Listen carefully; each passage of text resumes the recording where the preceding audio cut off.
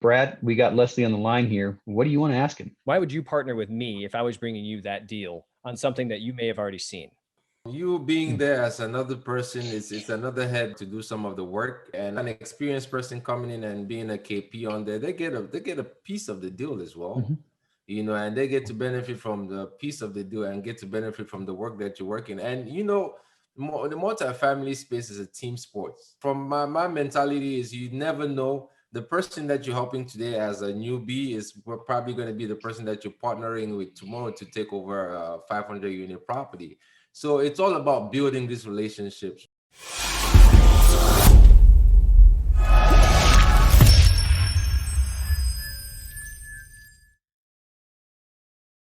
Welcome to the Diary of an Apartment Investor podcast. I'm your host, Brian Briscoe with Four Oaks Capital.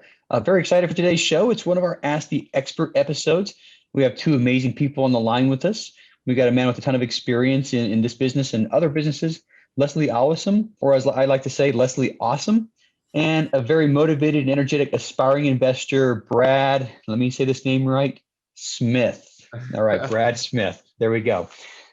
So first of all, Leslie is the director of operations and co-founder of XSITE Capital Investments. And I'll put all the bio in the show notes so you guys can all read it. But I would rather just introduce Leslie and let him tell you about himself. Leslie, welcome. Oh, thank you. Thanks, Brian. Thanks for having me on your podcast and your platform. Yeah, this is awesome. So for everybody else, Leslie and I have known each other for probably about 2 years now. Leslie held a meetup in the DC area that I would try to get to as often as I could. So Leslie, great to have you on the podcast finally. Thanks. Hopefully things are opening back up and we could get back to having some of these meetups again. Yeah, there's nothing like, physical meetups. I mean, Zoom is nice. You can talk with people, across the nation, and there's nothing like face-to-face meetings. And I'm happy that we're at a point where we're able to actually start doing that in some areas again. Anyway, enough about that. Leslie, tell us about yourself. Tell us about a little bit about your background, your history, and what got you into apartments. Well, again, Brian, thank you for having me on this platform. I'm Leslie. My journey into apartments just started with me asking questions. It doesn't matter what background you come from or where you come from. At some point in your life, you got to make some tough financial decisions. And that was where I was at when I discovered apartments, when I got into real estate investing. Back in 2008, I was a new graduate, just right out of nursing school, got a great job at one of the prestigious hospitals in the Maryland area. And that was around the time when the financial crisis happened. And I got to experience, I saw some healthcare providers that I was working with lose a significant portion of their retirement. Like I remember the one senior nurse that I was working with getting ready to retire, losing about 60 to 70% of a nest egg. And the look Wow. that she had on her face, that look stuck with me for a very long time. And I just kept asking myself questions if this is really it. Like if I'm gonna end up where I have this job, I work for 20, 40 years, and then I end up and something like this happens to me and happens to my money. And at that point at work, all they encourage is you having a 401k and doing this. So I started asking questions. I wanted to seek alternative methods. And back around 2008, I learned about real estate. But then at the same time, I looked around me, a lot of people that I knew had gone into real estate with the craziness that was happening back then. And they were beginning to lose their properties. So Yeah. now real estate too was scary for me at that point in time. I wasn't quite sure what to do. So fast forward a few years later, after going back to school and having more degrees, which is what we are taught that if you need to make more income, more stability, you get another degree. Got an advanced degree in anesthesia. Again, that same feeling came back when I was sitting at work. I'm making a good salary, but sitting there and asking myself if this was it for me did not seem right. So at that point, as luck would have it, I was scrolling through my phone. I saw an article on Yahoo. It said the author of a famous book, Rich Dad Poor Dad, has published another book for millennials that talks about managing money and dealing with student loans. I'm like, this is exactly what I need. So I purchased the book. The name of the book is Second Chance at Your Money and Your Life by Robert Kiyosaki. I purchased the book and I started reading it, and it just felt like I had this mentor that I've been looking for was talking exactly to me. So I started following the steps that Robert listed in that book, which was he encouraged investing in real estate and then going out to networking events and meeting people. And that's how I started going out to networking events.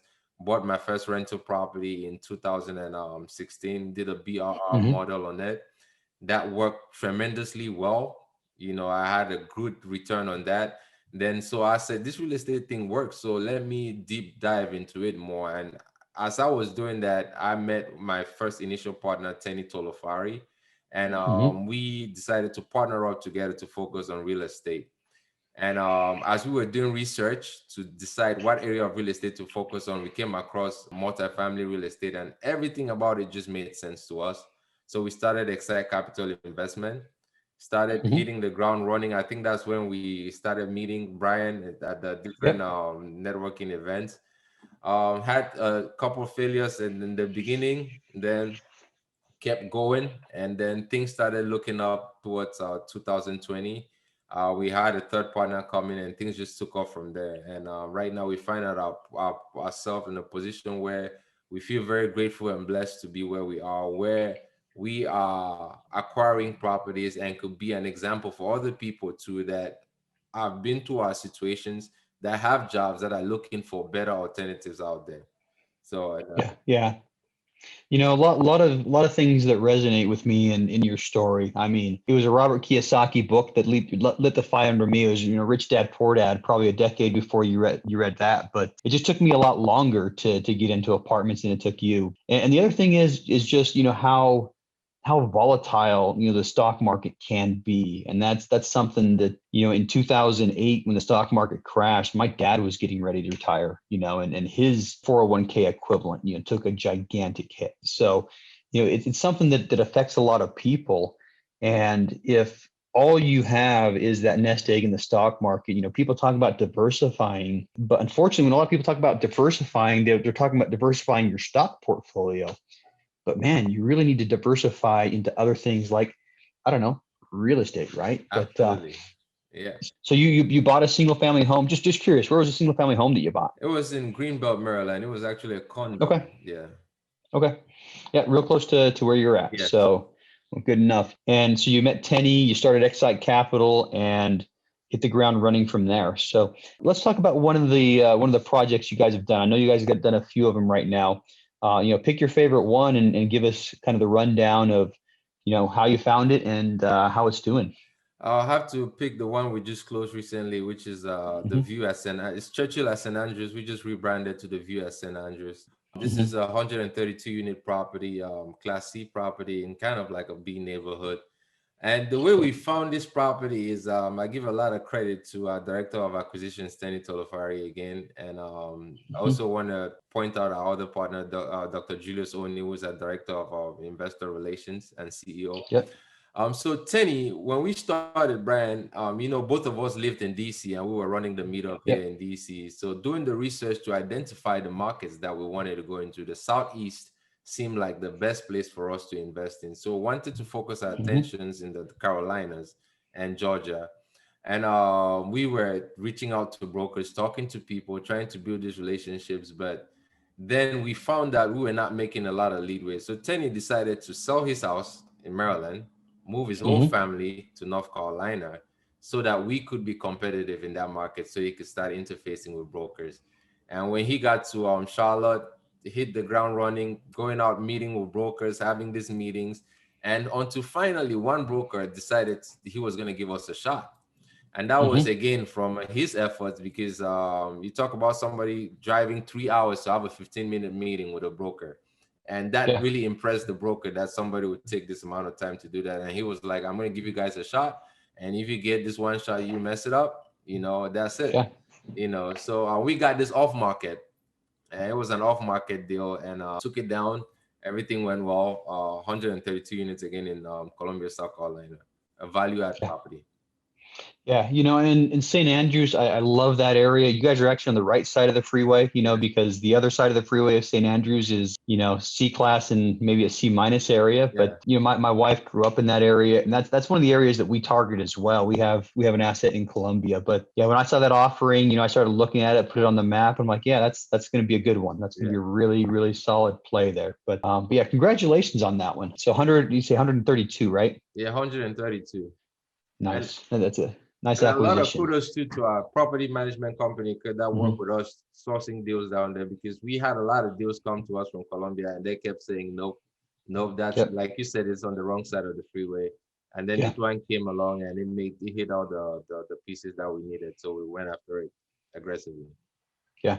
Yeah. So, and that's a key right there is having somebody with local knowledge. I mean, you get Tenny who's close, but you talk with that property manager who has, one level deeper of knowledge, and you really got to know those areas to be able to make sure you're getting the right asset, and being able to use that property manager to guide you to, yeah, not that one, not that one. Yes, this one is a perfect asset is absolutely key. And I think the property manager is an integral part of any team that you got, that any successful team in multifamily. So yeah. So that said, Leslie, I've got a question for you. What is your big burning why? What motivates you in this field? We got into multifamily investing and started learning about how you could really generate wealth. And we started going out to conferences and meeting other people. We realized that there were not too many people in the business that look like us, that are from immigrant, that have the immigrant background like we do. We also realized that in our medical profession, I have a background in healthcare. Our Mhm. CEO is a medical doctor. We realized that in the medical profession, a lot of people did not know that this asset class existed out there, that Yeah. that you could actually use this as a means to grow your wealth. Most of the people that we're interacting with usually follow that traditional path of getting a job, putting money in the 401k, and hoping that the stock market keeps going up until the day you retire. Right. Mhm. So we saw that need, that there was a need for us, because I could have stayed at my job and make the money I make and invest in apartments and get the great returns because it's a great investment vehicle. Building this company takes a lot of hard work and effort, but we saw that there was a need for us to bring this in our community. So the why of XSITE is really to create that vehicle where we could go out and teach people and let people know that this opportunity is out there and it exists for them to take advantage of it if they wanted to. And Yeah. on top of that, or just to have people have that exposure to financial education. Because for me, growing up, I probably didn't know what an investor was until Mhm. maybe I was in teenage, or almost 20 years, to actually understand that somebody could actually invest in other people. Yeah. But now I can pass those that knowledge over to my kids. I have two young girls and a son, and my daughters sit on my Zoom calls, and she knows what an investor is. She knows what an apartment is. For me, that is the reason why. That's what gives us the energy every day to go out and Yeah. keep doing this. Yeah, yeah, I love that. There's a lot of things about that I'd like to unpack. I mean, number one, you're right. You go to the big conferences. There's not a lot of people like you. Yeah. And I applaud you for what you've been able to do in this field. You're an immigrant and you're in a minority, and you go to most of the conferences, and it's a lot of guys that look like me and look like Brad. There's not a lot of minorities. There's not a lot of women. So for you to do what you've done in this field, just because of the way it's set, it's harder for you than it is for a guy like me. And incidentally, you mentioned you and Tenny are immigrants. Where are you from? I'm from Cameroon. My other two partners are from Nigeria. Tenny and Julius are both from Okay, Nigeria. Yes. there we go. Not been in those countries. I've been on the other side of the African continent, but I imagine things are a lot different there than they are here, and your background and upbringing were a lot different than we get here. So awesome, great for you for everything you've done. I really appreciate and applaud you for your successes. So that said, what is next for you? So we feel like we're still in the beginning phases of our growth. When we got into this, we knew that there was a need, but it looks like we actually underestimated the amount that Mhm. there's been a need. Being able to go out there initially, when you start something like this, you might have a lot of doubts from people not that have never heard about this before. But as you keep going and keep educating people now, people start to see the light and see the authenticity and the genuineness in whatever it is that you're doing. So now we're having a lot of interest of people in our community that want to learn and know more about the multifamily investing. So what's next for us is to keep educating our community, keep providing the right opportunities, finding just the right opportunities that we could expose the members of our community to, so they could continue to grow their wealth, and just keep growing. Real estate has been really good to me in particular, and my partners. So we continue to grow in the space and then give back to our community as much as we can, and give back to other people that are hoping to learn how to invest in multifamily or build their own businesses as well. Yeah, love it. Love it. All right. Well, we're going to do a slight transition here, and we're going to bring Brad on the show. So Brad Smith, welcome to the podcast today.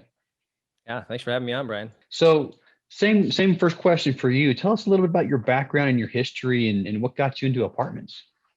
Yeah, well, I live in Minnesota, and I work currently for a large general contractor in the Twin Cities that does over $750 million in revenue a year. I've been working there for 15 years. I actually started as a laborer, pulling the hard grunt work. I remember jackhammering sidewalks when I was in college.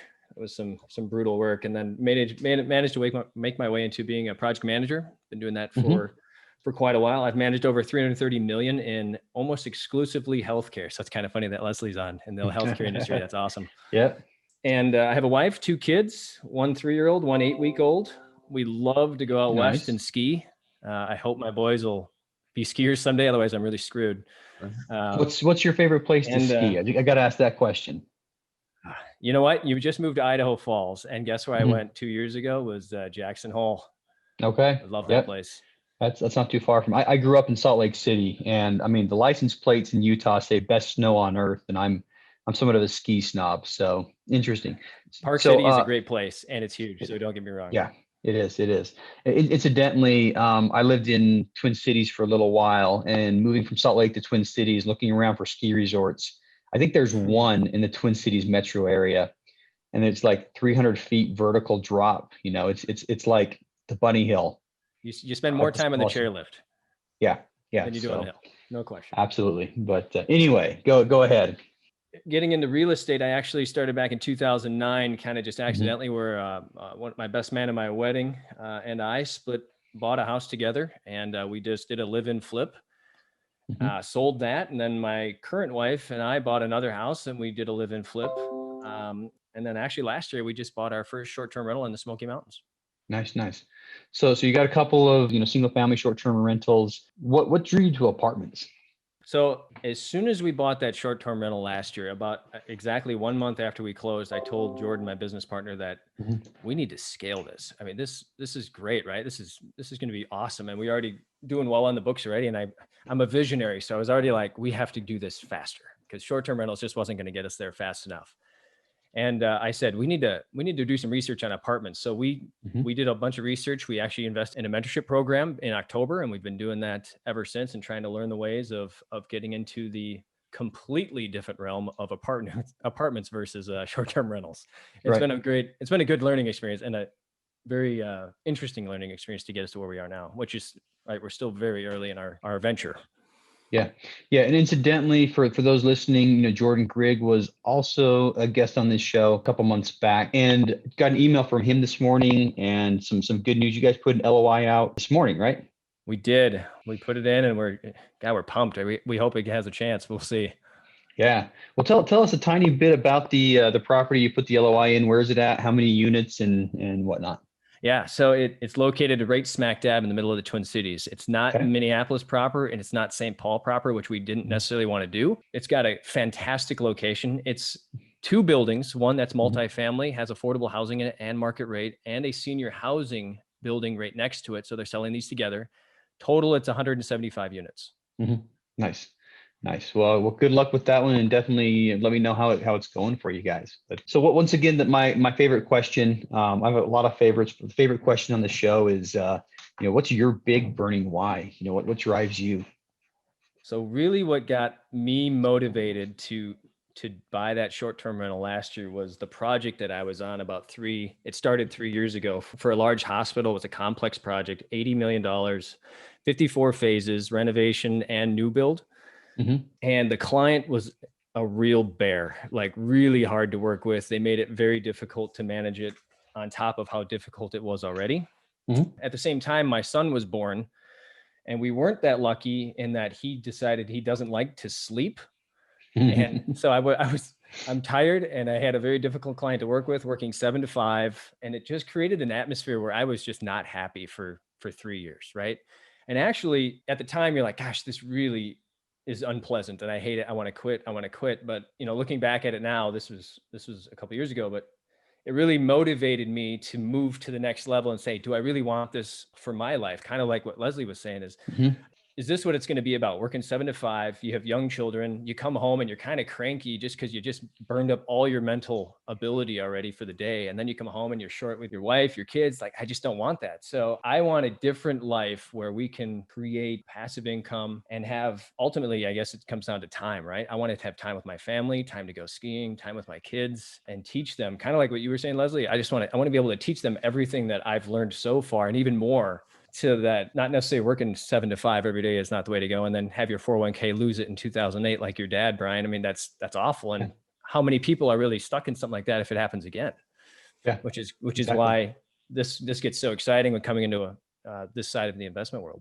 Yeah. A lot of stuff there. I mean, a lot of people have the same type of story, and it comes down to the things that matter to you most. Things that matter to you most are usually your family, the people, your children, your spouse. And a lot of times, you want to spend your time and your efforts with the people that matter most to you. But, sometimes that job gets in the way. I mean, and I'm not saying that a 9-to-5 job is bad or anything, but it's necessary, for the world to work, for people to work in jobs. But when it takes away from that thing that's most important from you, I think a lot of people start looking for other things. That's what I did. That's what Leslie's doing. And, Brian, that's what you're doing as well. So, and it's funny that you guys were mentioning kind of that diversify earlier with the 401ks, right? We actually just pumped out an article that I did some research on, like, the 3-legged stool. And if you Google that, it pumps out the old school adage of pension, Social Security, and personal savings, right? And it just goes to show you how much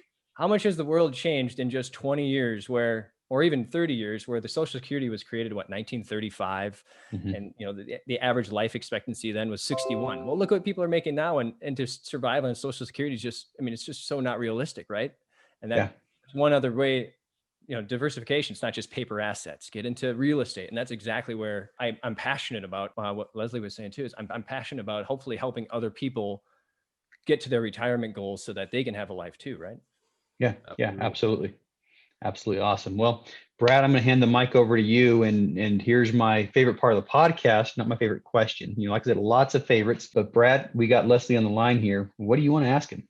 My biggest thing right now is we're raising money from our personal network, Leslie, and we're sending out educational content through my LinkedIn. We're trying to get people kind of off to our website. And we just started this about a month ago. It's been okay. And our target is working professionals.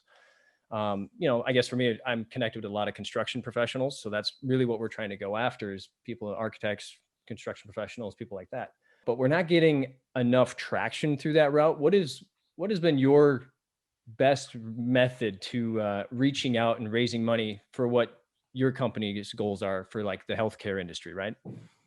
Absolutely. By the way, congrats on the LOI, and I hope you guys get that deal as well. Thank you. Yeah, so we kind of had similar journey as doing the newsletters, reaching out and feeling like we're not getting enough traction, right?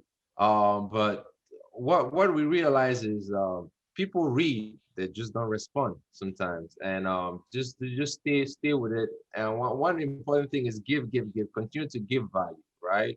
And being identified as the apartment guy. And soon enough, some of those people that are seeing your content will start reaching back out to you and asking questions. So that's what we did. For us, a lot of our growth came from word of mouth. Our very first opportunity that we had an opportunity to co-GP on a deal very early on in our journey, and we could not even raise $5,000. And that was not because we didn't have the investors. It's just because we were going out there asking people for money instead of giving people value. right? It's a different mindset when you feel like you're giving people value, when you're asking somebody for something. That energy, the person can feel it. So, and when we had that experience, we had to go back to the drawing board and ask ourselves the same questions, and then now started educating ourselves on the philosophy of giving, right? And we went out and started giving, like giving more value. So even at work, everybody knows me as a real estate guy. People want to buy their homes, they come and ask me questions. People want this, they ask me this. So now that knowledge gets passed around. And when people get used to you giving, present another opportunity to them, yes, they know that you're giving them something of value. So it's much easier that way than, and then once you have a proof of concept, then the word starts getting around in that community. This person starts telling that person, this person starts telling, and be true to your word.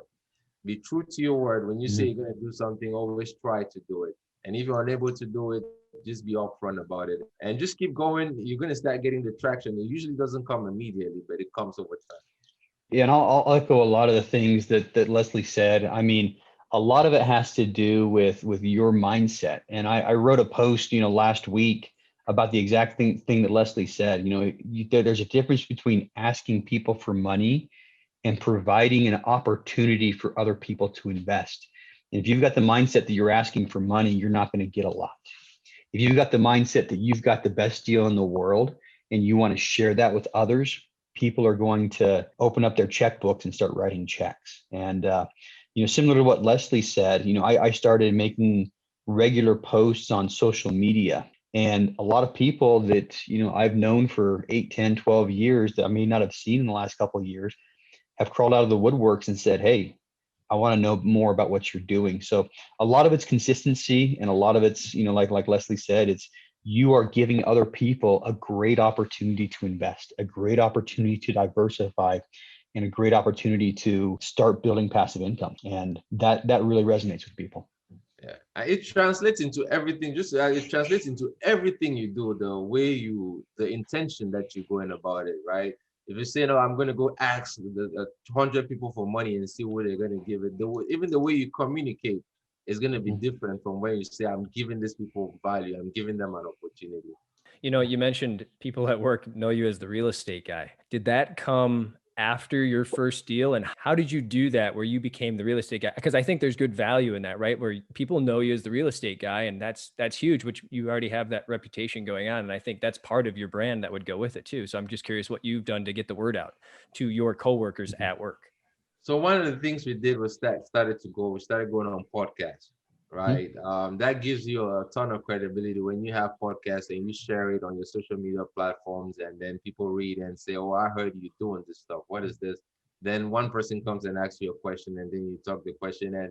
And now when you were talking about, and I'm talking about multifamily, anybody around me knows I'm passionate about it because I'm usually a very quiet person at work. And then when you ask me about real estate, then that passion comes out. Then you have more people coming in to listen and hear about what you're saying. So they see that energy coming. But we started off going on podcasts, putting those podcasts on social media. Then people started asking questions. Then we talked to them about it. We had the meetup that we do. That platform is very important, right? It gives you, they invited a lot more people to our meetup. And on our meetups, we're more about giving value, educating people than even trying to sell something or trying to push people in one direction or the other. And those people usually turn around and even come to gravitate towards you by you doing that. Just like what Brian is doing with the podcast and all the other platforms that he's on. Yeah, podcasts, LinkedIn, people see that. Something else is, I mean, when you show up to work on Monday morning, it's a very common question. How is your weekend? Just throw something real estate in there. Hey, well, my weekend, I looked at a couple of properties, or if you take a couple of days off of work, and that's what I did. In the last 3 years, almost every day I've taken off of work has had something to do with real estate. I was either driving down to South Carolina to look at properties or underwriting properties. So when I come back after 3 or 4 days out of the office and people say, hey, how was your time off? The answer was, hey, it was awesome. I looked at a 104 unit property in St. Andrews, Columbia. I looked at a 72 unit in, Greer, South Carolina. And, I looked at a place in Spartanburg. I looked at a place in Greenville. I talked to the brokers. and your excitement gets through and word gets around. Everybody at my office, which I don't work at anymore, knew me as the real estate guy. And I had several people at the office buy me lunch just to talk about real estate. It's like, hey, I want to take you out to lunch so we can talk real estate. And, slowly you get the reputation of being the real estate guy. And it's going to come if you stay consistent. Don't be discouraged if you're not getting the results that you want right now, right? It's going to come and it's going to feel like it's happening exponentially because all of a sudden it's like everybody's gravitating towards Brad. Oh, I hear Brad is doing this. Then you start getting all that interest. So just stay consistent with it and it will come. No doubt about it. Yeah. Consistency. That's the name of the game, being consistent over long term. Great. Thank you. Another quick question with your experience now and where you're currently at, Leslie, are you raising money via 506B or 506C? And then I guess why or why not? So both. Our last deal was 506C, but our probably next deal is probably going to be 506B.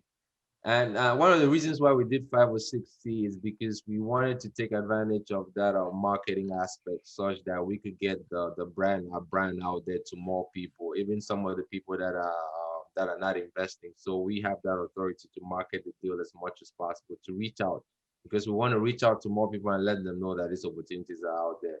And the reason why we felt comfortable going with 506C as well is because most of our investor base are accredited investors. Because of the avatar that we target. But we do have members of our community. Like I had a lot of people that reached out to us that could not invest on our last deal because it was 506C. And we're looking forward to do a 506B deal on our next acquisition so that we could bring some of these people on board too as well and give them an opportunity to grow their wealth. Yeah. Yeah, we do 506Bs exclusively. We haven't jumped into Cs yet. And I mean, if you look at our investor profile, 2/3 of the people who invested with us are accredited, but we, for the time being, are stick with 506Bs because, there's a lot of people that, we want to help that aren't accredited yet, and that's part of our avatar. And that's part of, and just like Leslie said, I mean, they're going back to a 506B because a lot of people that wanted to invest couldn't. And now they're opening it back up. So there's pros and cons to both. I mean, you have to keep the 506B quiet, so to speak, versus 506C, but you can allow more people to invest. Absolutely. You could help more people with a 506B for sure. It's not a bad idea. As long as you've been doing the pre-work before the deal comes, then it shouldn't be a problem with you raising the money for it. So as you know, we threw in our first LOI, but we're working on finding that first deal. And obviously for us, we feel it's really important to team up with somebody that's experienced when we get into our first building, just because, you learn a lot about in these programs, how to underwrite, how to purchase, and how to get to the point of closing. But then after that, you really don't know how to operate a building, right? So we're focusing on trying to find that key partner. And we did with this last LOI when Matt Bronner, Brian, who you interviewed not long ago. And we feel really strong with him. And luckily we somehow convinced him to partner with us. But so that kind of is my question is, when you come up with a joint venture with somebody, because let's say you're taking out a larger deal, as a newer investor, what would you look for out of them to bring to the deal in that partnership? That's a good question. So it would depends on what your needs are, right? You gotta identify what your strengths are. It doesn't matter if you're new but you gotta identify what you're strong when it comes to the business as a whole, what your strong suits are and what you're weak at. Then you find somebody that is going to fill out those areas that you're weak at, that cannot be copied by that cannot be covered by other members of the team, like the property manager, etc., etc. So when you identify that, then you could bring somebody on board to come in, and because it will not make any sense for you to bring an experienced operator that is strong in the same areas that you're strong at and that is weak in areas that you're weak at. So you want to supplement the skills that you're weak at, and then obviously you want to find somebody that your values align. And you guys are looking at this at the same way. For some people, buying apartment complexes is just to go there and to squeeze as much money out of the tenants as much as possible and then exit out. Some people might have that kind of a slumlord mentality, others don't. So you got to figure out exactly what your vision is, what your ideas are. I know like Brian and the Falls guys, they do an amazing job in some of the properties that they go, and even uplifting some of the properties, not necessarily for the income base. That is a great mindset. That's the kind of mindset we have too. So if you have that kind of a mindset, then you want to align yourself with somebody like Brian. If you, on the other hand, is somebody that doesn't think that, oh, this property, I'm not going to renovate anything unless it brings me money, then that might not be the right mindset that you're working in. And you guys might butt heads when you start going into the asset management things. Yeah, I don't have much to add. I mean, I think Leslie's answer was great, but the one thing that I would focus on is where you want to get, So we had to partner with somebody on our first two properties to be able to get the loans. I mean, that's just how the world works right now in multifamily, is you have to have somebody with experience on that loan. And, we wanted to operate. We wanted to gain the experience of operating. We wanted to be able to, build our name and our brand. And so what we were looking for was somebody who could serve as a strategic advisor more than anything else. There's four of us, and there's four of us that founded Four Oaks Capital. We got 5 partners now, but there's 4 of us that founded it, and our abilities and our personalities and our skill sets covered down on everything we needed. We just didn't have the experience. So, what we were looking for more than anything else was somebody who could be that strategic advisor, somebody that could, hop on the phone with us once a month and fill in the little gaps that we had. So, some people are looking for somebody to play a more active role. We were looking for more of a strategic advisor. So, look at your goals, look at where you want to get. And Leslie already said that, but just had to throw my 2 cents in. But great answer, Leslie. Great question, Brad, too. So, and looking at time, we got time for another question. What do you got, Brad? Actually, let's say it was an on-market deal. You saw it, but you passed on it, and I brought it to you. What value would I bring to you by doing that during the due diligence and the period? Like, I'm saying that wrong, I guess, but I'm trying to figure out if what I can bring to you. Why would you partner with me if I was bringing you that deal on something that you may have already seen? Well, you being there as another person, it's another head there to do the work, to do some of the work away. And let's say an experienced person coming in and being a KP on there, they get a piece of the deal as well. Mm-hmm. And they get to benefit from the piece of the deal and get to benefit from the work that you're working. And the multifamily space is a team sport. From my mentality is, you never know. The person that you're helping today as a newbie is probably going to be the person that you're partnering with tomorrow to take over a 500 unit property. So it's all about building these relationships, right? Sometimes people would you bring in tremendous amount of value by going and finding the deal, underwriting, making sure everything works, then doing all that work in the first place and presenting it to somebody else. And if that deal makes sense for them and their vision as well, then they're going to join you on board. If it doesn't, then there's step aside for somebody else. So you are bringing tremendous amount of value by presenting a deal to somebody else, for sure. Yeah, I wholeheartedly agree. And part of your question that you asked is if it's something we've seen before. I would say it depends on why we passed on it. We have a certain, we want to get, a certain unit count. If we're looking at the 100+ properties and you bring a deal to us that's at 40, that's still a good deal. It may not meet our criteria, but your criteria is going to be different than ours. And when we're partnering with somebody else, if we come in as a key principal, our criteria is going to be a little lower because we're not putting it out to our investor base, right? So my criteria and Four Oaks criteria for partnering is we got to like the deal and we got to like the team. Okay. And that's really what it is. If we like the deal and we like the team, we will partner. We'll come in as KPs. And that also means signing on the loan and putting our reputation on the line. That's why we have to, we're going to vet the team, we're going to vet the partner. And like Leslie said, in order for it to work, we are going to get a percentage ownership in that asset. So there is a benefit for us, as long as we, like I said, we like the deal, we like the team, there is a financial benefit for us to come in and do that. So yeah, end of the day, like the deal, like the team. And, if those things align, we'd be happy to partner with people. And the benefit you bring, like I've said, and like Leslie said, is we get a piece of the pie. So I got to start being more likable. That's my problem, I see. No, that's exactly what I wanted to hear, because I think I needed to hear something like that on why you guys would even consider working with somebody who doesn't have that experience, and that was important. So thank you. Yeah.